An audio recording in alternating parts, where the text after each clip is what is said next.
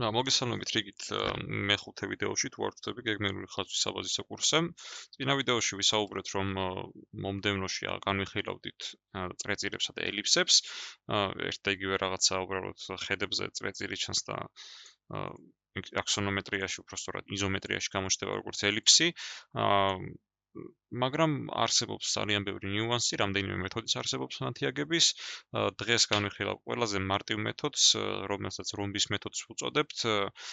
სხვა მეთოდები გამოდგება, რა თქმა უნდა, პრინციპი მათ ოდნავ განსხვავებული აქვს, შედეგი თითქმის ერთნაირია, ოდნავ განსხვავდება ელიფსები ერთმანეთისგან, ზოგი გაწელილია, ზოგი გაბერილია, მაგრამ საბოლოო ჯამში, რაც აუცილებლად უნდა იყოს დაცული, ღერძის პარალელური რადიუსის ზომები, ისინი უცვლელად გადადის ნებისმიერ ვარიანტში, ამიტომ საქმე რომ არ გავირთულოთ, აგიხსნით მარტივ ვარიანტს და თუ დაგაინტერესებთ, მე ინტერნეტშიც უამრავი ვიდეო არის, როგორ უნდა დავხაზოთ ელიფსები. უბრალოდ ეს ყველაზე მარტივი მეთოდია.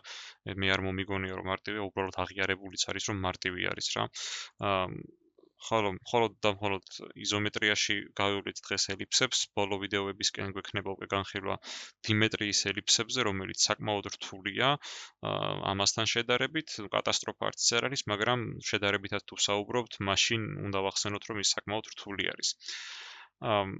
რაც შეეხება ახლა აქ ასეთი მოცემულობა გავამზადე წინასწარ, ხო, რას ხედავთ აქ? არის მოცემული კუბი, რომელიც აქსონომეტრიაში აგებული არის, გვაქვს მინიმუმ 3 წახნაგზე დახაზული წრეწირი, რომელსაც არავითარი სიღრმე არ გააჩნია, უბრალოდ არის წრეწირი, სიბრტყეზე არის შემოხაზული მორჩა. არ აქვს მნიშვნელობა ახლა რომლით დავიწყებთ, ყველას პრინციპი იდენტურია და არაფრით არ განსხვავდება ერთმანეთისგან. უბრალოდ მოდი დავიწყოთ z-ხედის ელიფსის დახაზვით, ხო?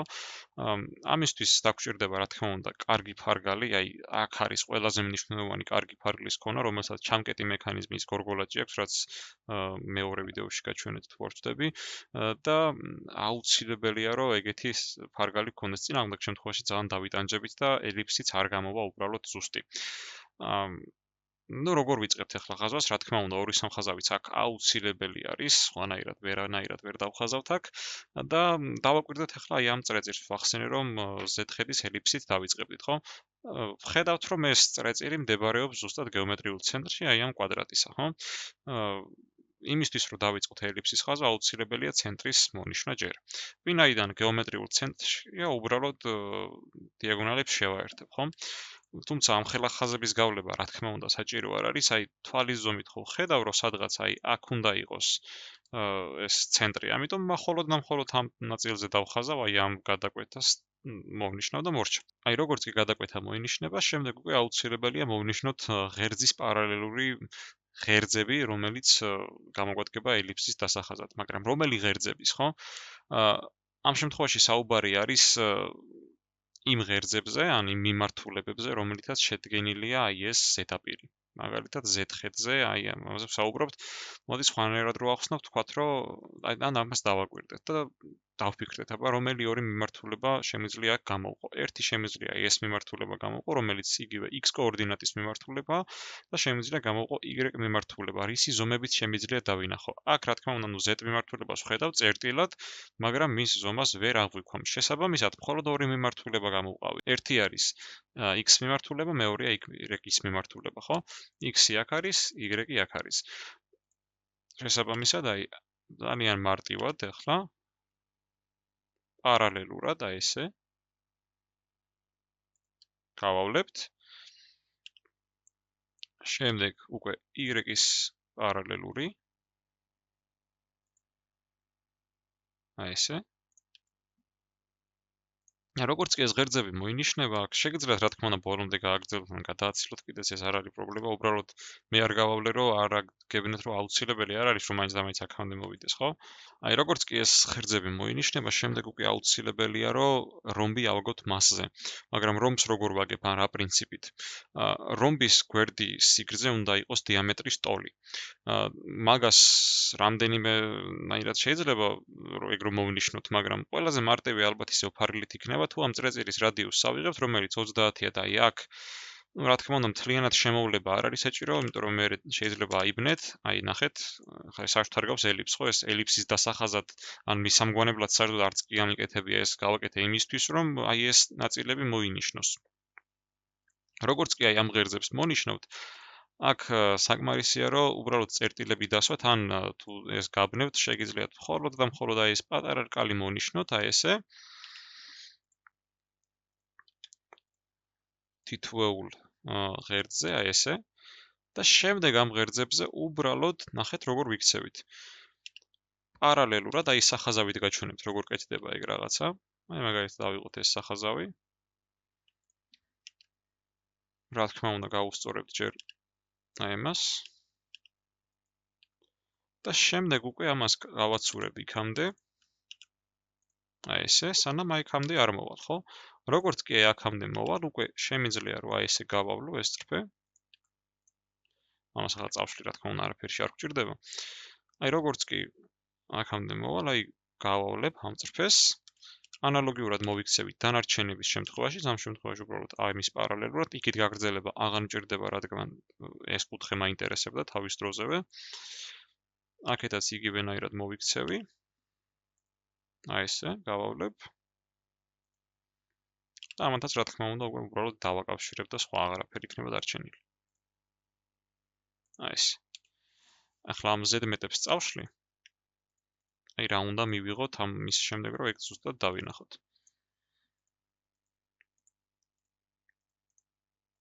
საბოლოოდ ჩვენ უნდა მივიღოთ აი ესეთი რომბი, რომელშიც უნდა ჩაიხაზოს ელიფსი, მაგრამ ჯერ გჭირდება კიდევ რამდენიმე რაღაცა. ნუ უკვე შეგვიძლია პრინციპში რომ დავიწყოთ ელიფსის ხაზვაც, ხო? 4 ცენტრისგან იხაზება ელიფსი, 2 ცენტრი ყოველთვის არის განიერი კუთხე, ეს განიერი ბლაგვი კუთხე არის. აი ესე შეგვიძლია შემოვავლოთ. აქედანაც შეგვიძლია ესე შემოვავლოთ და დაიხაზა ნახევარი ზუსტად ელიფსის, ხო? გვაქვს აქეთ დარჩენილი ნაწილები. აი ეგ როგორ უნდა დავხაზოთ? აი ეგ რომ დაიხაზოს აუცილებელია ამისთვის, აქ უკვე რამდენიმე ვარიანტი არის და მაგათი კომბინაცია შეგიძლიათ გამოიყენოთ. პირველი ვარიანტი, შეგვიძლია მახვილი კუთხეები ერთმანეთთან დავაკავშიროთ, აი ესე. შემდეგ ბლაგვი კუთხიდან მოპირდაპირემდე შევაერთოთ. და სადაც ეს გადაკვეთს, შემიძლია მხოლოდ და მხოლოდ აი ეს ნაწილი მომენიშნა და მთლიანად არ იყოს საჭირო.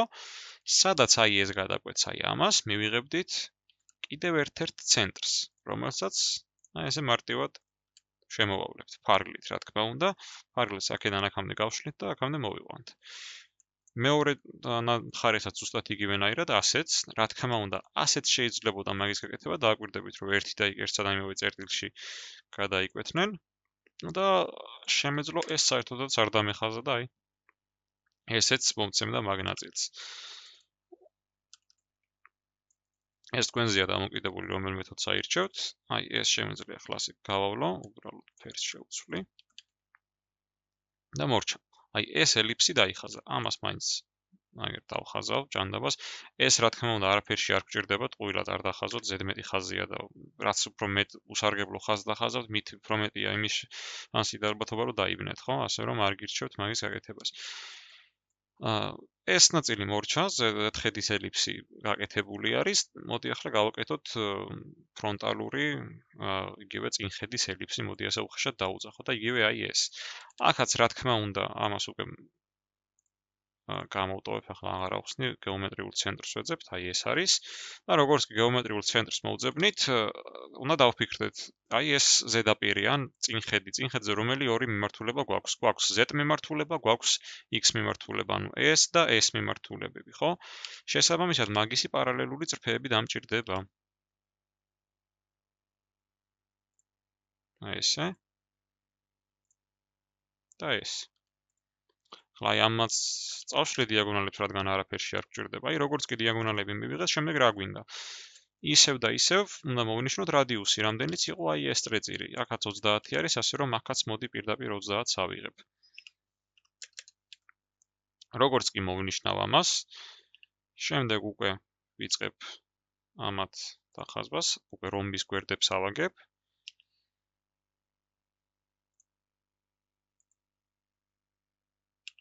და წრეწირის თუ დახაზავთ და არ დაიბნევით, მე გირჩევთ ხოლმე კიდეც რომ ასე გააკეთოთ რა.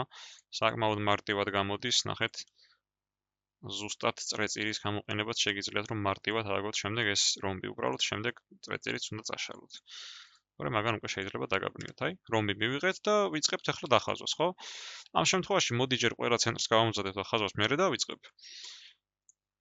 გავავლებ מחვილ კუთხეებიდან ან დიდ დიაგონალს, ან მთავარ ღერძს, ან დიდ ღერძს. შემდეგ აი ამათ თუ გავაკეთებ, ან აქედან არ აქვს მნიშვნელობა მაგას.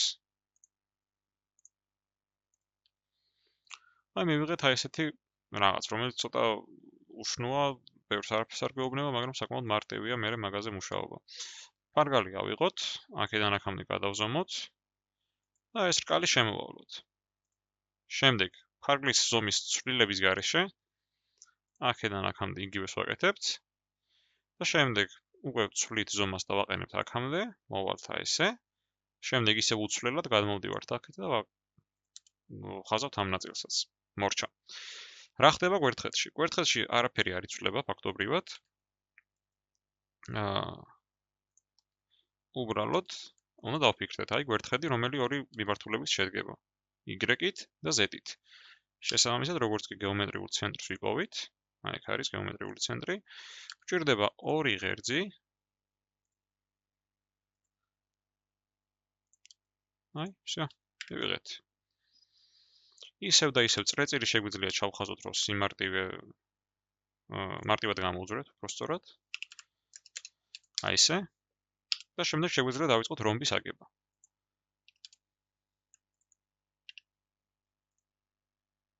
აი აქ კიდეც უკვე ვიცი, რომ აღარ უნდა გავაგრძელო ამის იგით და ამიტომ არის კარგი ამის გამოყენება ხოლმე. წრეწირის.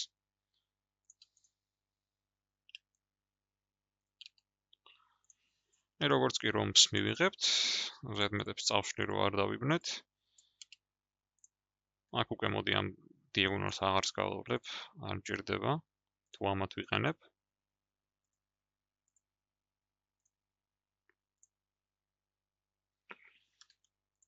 ავიღოთ ისევ ფარგალი და დანარჩენიც დავხაზოთ.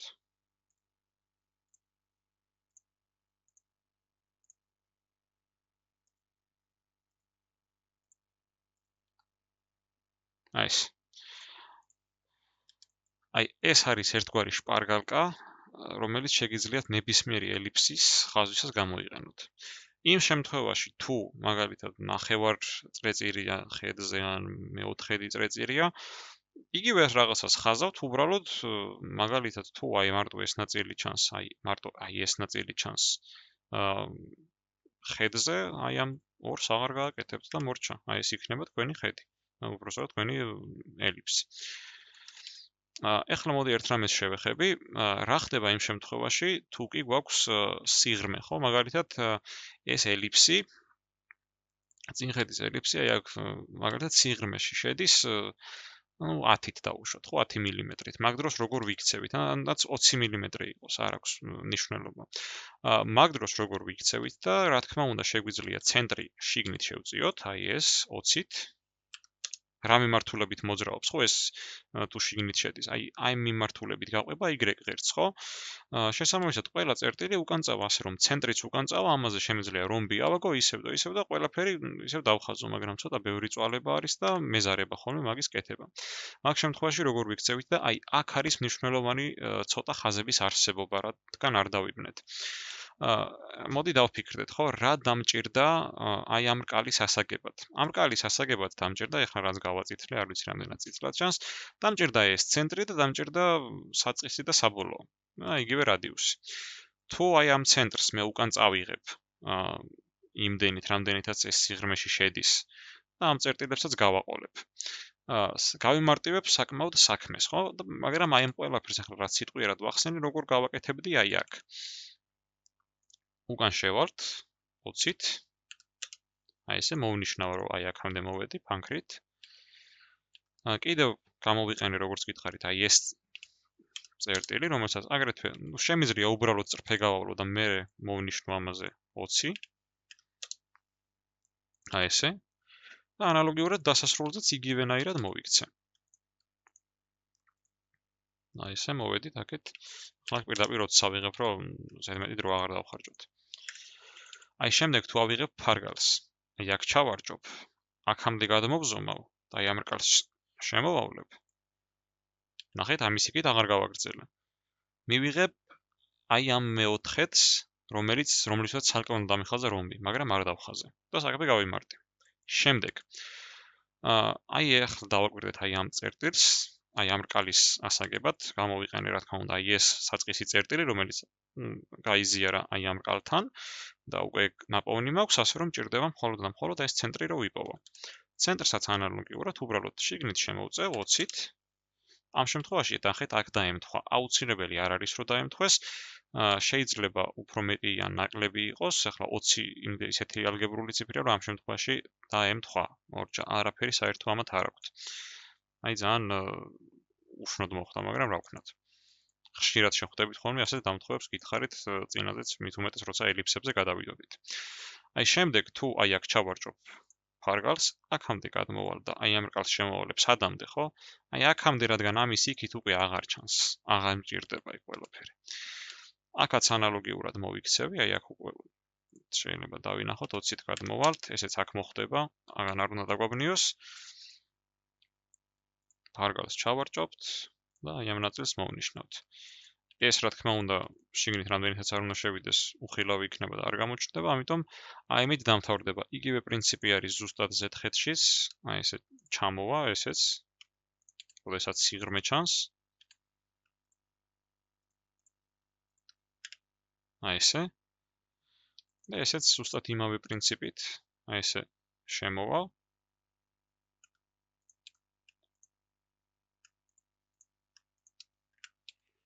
და მივიღებთ ასეთ სახეს, როდესაც სიღრმე გვაქვს, ხო?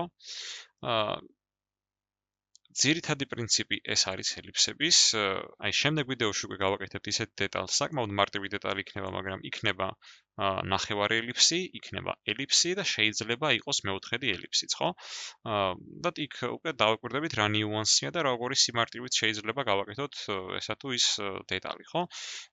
ამით დაგემშვიდობებით, თუ რაიმე კითხვა გექნებათ ამასთან დაკავშირებით, დაწერეთ კომენტარებში, ვეცდები გიპასუხოთ. ვფიქრობ, რომ მარტივი მეთოდია და მარტივადაც აიხსნა, თუ დააკვირდებით და მალევე თქვენ ისიც გაიმეორებთ, ვფიქრობ, რომ მარტივად დაგამახსოვრდებათ ეს მეთოდი. კიდევ ერთხელ მადლობას გადაგიხდით ყურადღებისთვის, იმედია გამოგადგებათ ეს ვიდეო და მომავალ შეხვედრამდე.